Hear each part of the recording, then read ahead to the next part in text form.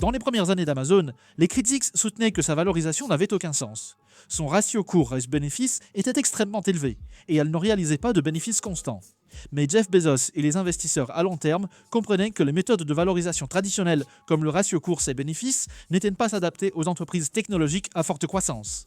Au lieu de cela, des modèles d'évaluation prospective comme le flux de trésorerie actualisé, abrégé en DCF, qui projetait les flux de trésorerie futurs d'Amazon, montraient le potentiel de hausse massive. Cette perspective a aidé les premiers investisseurs à rester avec l'entreprise et à récolter des rendements exponentiels au fil du temps.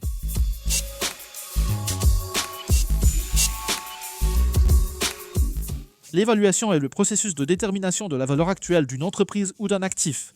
Elle aide les investisseurs à décider si une action est surévaluée, sous-évaluée ou correctement évaluée par rapport à ses fondamentaux.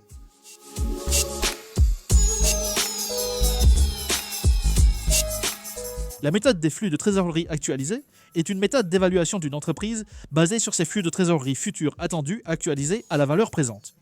La formule de la valeur présente est la somme du flux de trésorerie de l'année N, divisé par 1 plus le taux d'actualisation élevé à la puissance de M. Les principales données incluent les flux de trésorerie disponibles projetés, le taux d'actualisation, généralement le coût moyen pondéré du capital ou CMPC, et la valeur terminale. La force du DCF réside dans sa solide base théorique. Cependant, sa faiblesse est qu'il est très sensible aux hypothèses.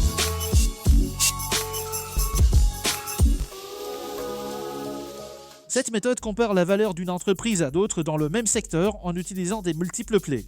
Le ratio cours-bénéfice est calculé comme le prix divisé par le bénéfice. Le ratio valeur d'entreprise sur EBITDA est calculé comme la valeur d'entreprise divisée par l'EBITDA. Le ratio cours-valeur comptable est calculé comme le prix divisé par la valeur comptable. Le ratio cours-vente est calculé comme le prix divisé par les ventes.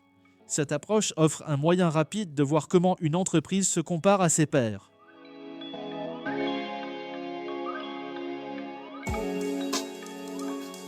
Les flux de trésorerie actualisés sont mieux utilisés pour les entreprises avec des flux de trésorerie stables et prévisibles, comme les services publics.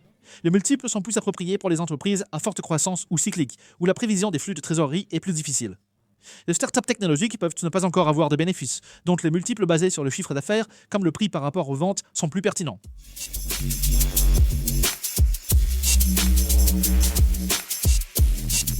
Les pièges courants dans l'évaluation incluent des hypothèses de croissance trop optimistes dans les modèles de flux de trésorerie actualisés.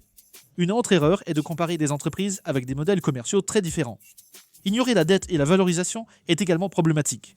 Dans de tels cas, utiliser des multiples basés sur la valeur d'entreprise plutôt que simplement sur la capitalisation boursière est plus approprié.